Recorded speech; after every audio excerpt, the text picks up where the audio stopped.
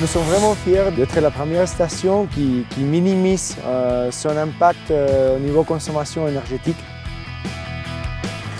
Nous avons ici la première station de ski d'Europe, Val Nord, qui est complètement neutre en termes de consommation énergétique puisque est consommé électriquement sur site l'équivalent de la production de cette centrale.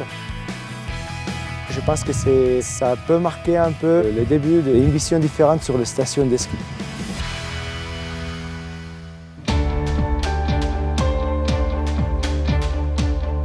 Là où il y a l'innovation, c'est le partenariat qu'on a su établir avec les autorités andorranes et avec les régies locales d'électricité et également avec un bureau d'études locales qui était notre partenaire, Engitech, avec lequel nous avons coopéré.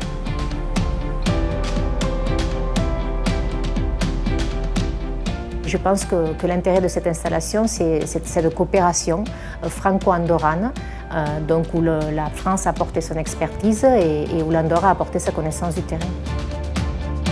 Les deux régies, Mutua Electrica et Nord Andorra, qui en ce moment composent la société Persa, s'est posé une question de savoir quelles ressources naturelles pourront utiliser dans nos zones d'exploitation pour produire de l'énergie.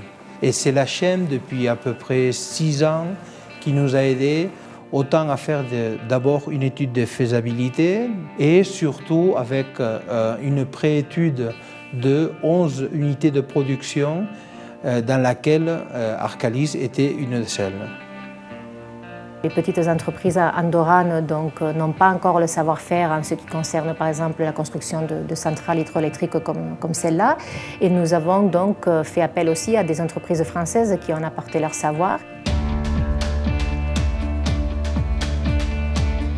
Cette centrale, elle a la particularité d'être une centrale de barrage, de chute. On voulait utiliser la retenue d'eau qui existait déjà pour la neige de culture. Donc ce qu'on a fait, on a percé cette retenue, on a fait une vanne de tête dans le même endroit où il y a tous les groupes de pression pour la neige de culture. Nous avons installé en fait 1,4 km de conduite forcée sur 200 mètres de dénivelé. Donc il y a la partie producteur dans laquelle se trouve le contrôle-commande, la turbine et le générateur synchrone ainsi que la centrale oléo-hydraulique.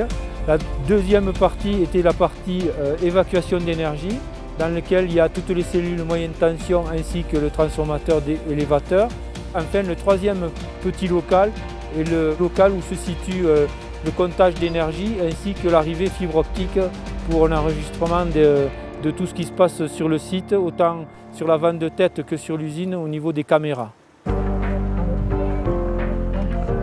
On se trouve à la Massana, qui est à peu près à 10 km de la centrale. Cette partie-là est un peu l'endroit de supervision que Persa utilise pour faire toute la supervision et la maintenance de la centrale. L'innovation de ce projet, c'est qu'il y a une gestion raisonnée de l'eau, c'est-à-dire priorité aux canons à neige pendant la saison touristique. Et quand la production de canons à neige n'est plus nécessaire, on produit de l'électricité. La principale difficulté aussi, c'était de concilier production électrique et environnement.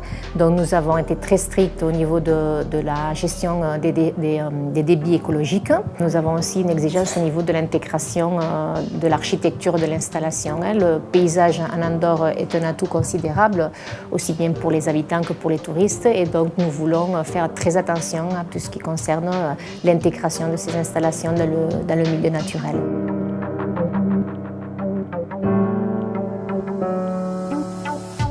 On a enterré toute la tuyauterie d'abord dans la même piste de ski, après dans la route ancienne calée à la station, pour arriver à faire une usine semi-enterrée qui, il faut le dire, est en une zone d'avalanche.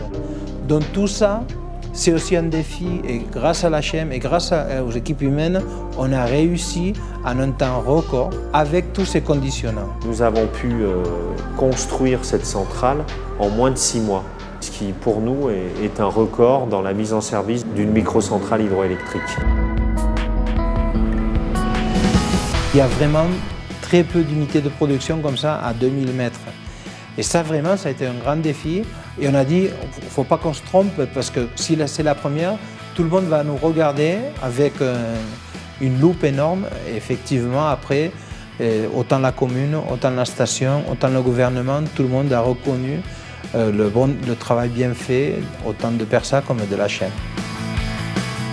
Pour arriver à nos objectifs qui sont ambitieux, donc qui nous permettront de développer notre production nationale avec un modèle énergétique bas carbone, parce que c'est vrai que l'Andorre va tabler sur les énergies renouvelables. Donc, nous sommes en train de préparer donc, un projet de loi qui est actuellement donc, en train d'être étudié par notre Parlement et qui va donc donner les outils nécessaires au développement de la production en Andorre. Nous devons produire donc, les énergies en Andorre, il nous faut 75% au moins d'énergie renouvelable. Donc c'est un projet de loi ambitieux, c'est un projet de loi qui permet aussi donc, la participation du secteur privé, comme j'ai expliqué donc, en avant, et qui va nous donner le cadre réglementaire nécessaire pour que cela puisse se faire. Donc, il y a encore du travail à faire en ce qui concerne l'hydroélectricité et donc c'est des appels d'offres qui vont être lancés dans les 10 prochaines années.